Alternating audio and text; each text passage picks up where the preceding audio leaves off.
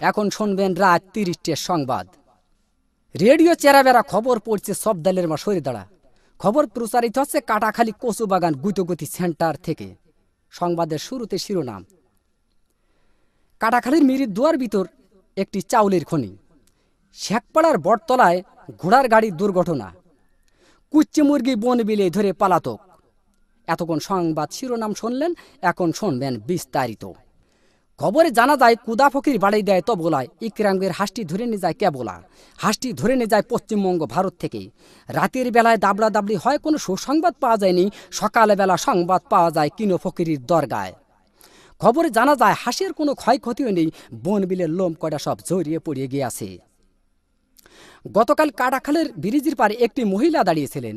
মহিলা দাঁড়িয়ে থাকার পর একটি বাড়ি মাছি উড়িয়ে যাইতাছিল।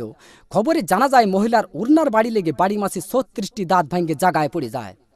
এরপরে বাড়ি মাছিটি দুঃখ প্রকাশ করেন যে তিনি দাঁত দিয়ে কিছু চাবিয়ে খেতে পারছেন না। আমাদের কদবেল হায়দার বাড়ি মাছির দাঁত লাগানোর জন্য ৩৬ লাখ টাকা পুরস্কার প্রদান করেন। গতকাল কাটাখালীর মিরির দুয়ার ভিতরে একটি চাউলের খনি পাওয়া গেছে। তাতে ৩.৫ চাউল পাওয়া গেছে, আরও পাবো বলে আশা করা যাচ্ছে। এসব চাউল তোলার জন্য আমাদের শেখপাড়ার মণিকুমার যতগুলি সব ঠিক করা হয়েছে।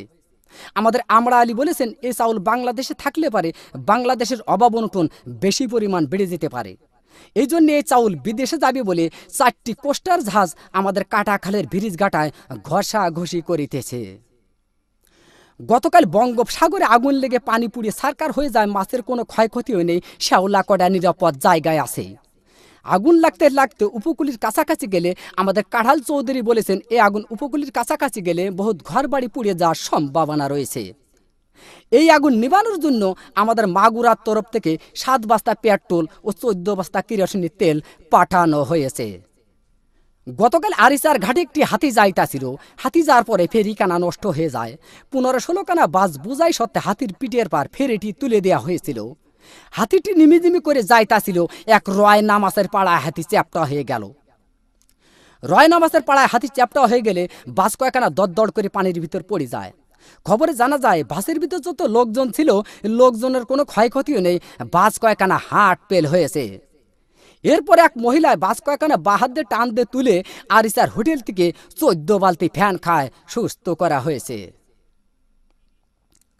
গতকাল এক কুচ্চি মুরগিতে এক বন বিলে ধরে পালাতক গহীন সমুদ্রী পানির ভিতর। গতকাল ৩৬৬টা ডুবুরি নামায় খোঁজ করা হয়েছে।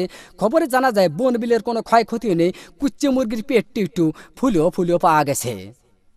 আমাদের কাটাখালীর বিন্দু ডাক্তার কুচ্চে মুরগিটি মগির নতুন হাসপাতালে ভর্তি করে কুচ্চে মুরগির পেট অপারেশন করে ৩ মণ ও ৩.৫ মণ চাউল পাওয়া গেছে, আরও পাবো বলে আশা করা যাচ্ছে। বর্তমান বাংলাদেশে মাছের অভাব অনটন বেশি পরিমাণ দেখা যাচ্ছে। এর একমাত্র কারণ বুড়িগঙ্গা নদী দিয়ে একটি মায়াবড়ির জাহাজ যাইতেছিল। এক কাইলে মাছের সাথে অ্যাক্সিডেন্ট হয়ে মায়াবড়ির জাহাজটি পানির ভিতর ভাঙ্গে চুরে পড়ে যায়। খবরে জানা যায় জাহাজের ভিতর যত মায়াবড়ি ছিল, মাছে খাইয়ে মাছের সন্তানাদি বন্ধ হয়ে যাওয়ার কারণে বর্তমান বাংলাদেশে মাছের অভাব অনটন বেশি পরিমাণ দেখা যাচ্ছে। গতকাল শেখপাড়ার বটতলায় এক ঘোড়ার গাড়ির চাকা বাষ্ট হয়ে ৬০০ মানুষ নিহত, আরও কতকজন আহত হয়েছে। আহতদেরকে জ্যান্ত পুঁতিয়ে ফেলা হয়েছে, আর নিহতদেরকে মগির নতুন হাসপাতালে ভর্তি করা হয়েছে। গত মাসে এদের সুশীলের চিকিৎসা হবে বলে জানা যাচ্ছে। সবশেষে আবহাওয়া।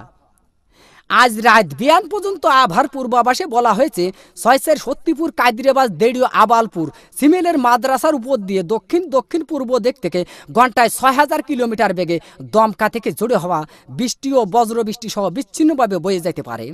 সেই সাথে ইট পাটকেল ও পাথরের খোয়া পড়ার সম্ভাবনা রয়েছে।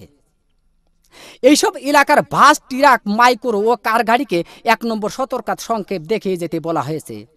আর এইসব এলাকার সাইকেল, বাইসাইকেল, মোটর সাইকেল এবং মকবুলের ঘোড়ার গাড়িকে ঘরের ভিতর বাইন্ধে থুয়ে বসে থাকতে বলা হয়েছে। এই আবহাওয়ার পূর্বাভাস রাত বিয়ান পর্যন্ত বলবৎ থাকিবে। আগামীকাল সূর্য উঠলি আর ডুববে না, ডুবলি আর উঠবে না। খবর শেষ হলো। খোদা হাফেজ।